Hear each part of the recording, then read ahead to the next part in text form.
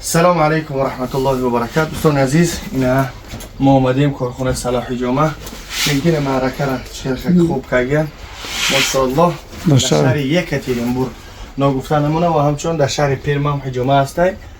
برادران عزیز، یکی از بهترین مساجورکار که بگیم صلاح جامه فیرم خدمات کانال ما صلاح جامه. به خاطر الله подписаться و لایک فراموش نکنید تا اینکه دیگه ویدیو را پراسمودر بگیره. بگیم 32 تا скорость داره. فیرما پرامای خیلی خدمات زکاتش میگیریم میورن. خلاص گفتم میدیم برادران عزیز. خب ها حجامه در شهر یکاترینبورگ هست. سن پتربورگ. آخری ویدیو خلاص گفتم ویدیو رو میمونه رقم ها هستن.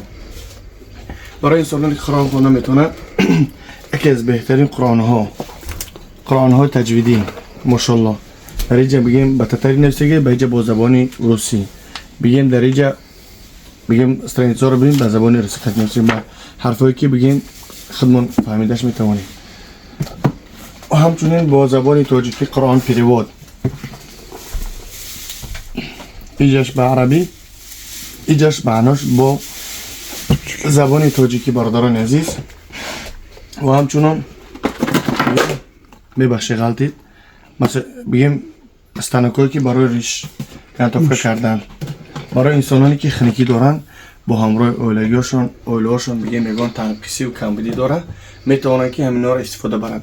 انسانانی که فرزنداشون بگیم نمازخوان میخوان بشون مثل اینا بگیم چی هسته جای نماز هسته که نه نمازخانه یاد میتونه. و همچنین قرآن 7 رنگه بینید که پول بگیم کلیک اگه محکمه برای انسانانی که قرآن بسیار میخونن برای همونها به نهایت خوبه. شمتنم بزنه روزش 3-4 بار اگر بخونید نوران علی نور.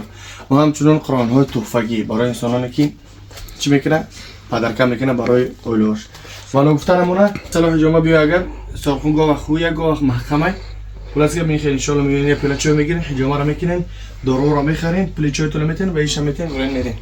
شوخی خلاصی گپ که بلک کابل یکی از بهترین دخوی ها ما بو کشکو بوشا میفهمی بهترین دخویه بلک کابل افغان بگیم آزنوم شهرش کردن افغان کابل بعضیش بلکش موندن.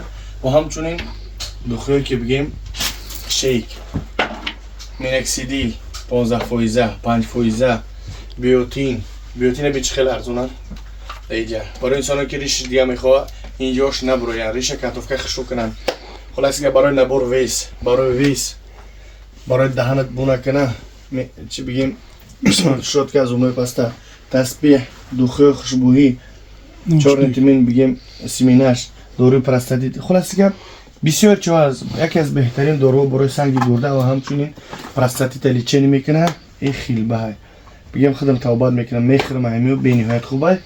و همچنین نگفته نمونه دخی حیات بهترین دخیه ماشاءالله. و همچنین انا الابیض همول ده جدید و انا الابیض نوشنیک بردیم. بله نوشنیک ها هستن ایرپودز پروستوی بسیار دخیه هستن. این شبکت های شمتی تو قیاره الحمدلله. خلاصی که دخی حیاتی به نهایت بوی خوب داره ماشاءالله. خودمون استفاده میبریم در ماشینمون داریم. و همچنین دخوی شیک پروسا من بسیار میمون در ماشینم ایش میاد توفا میگه خلاصی فقط دخوی من علش میکنم. و همچنین امیگه برای انسانانی که استخوناشون بقوت کردن میخوان. خلاصی که رقم ها روی اکران حجامه دارو قرآن بسیار چیزا وجود داره. میتونید که ان شاء الله مراجعت کنید برادرها در خدمت هستن. و همچنین برای حجامه در شهری بگیم پیرمام هست پرتاش انسانانی که خراب شدن میخوان ویسگون که رقم ها روی اکران میتونید که زمزنه این خیلی فرما هست. خب میگذاریم در قسم دیمش این همی دارو این همی حیاتی دوستش هم هسته دیزدرانش هم هسته برادران عزیز.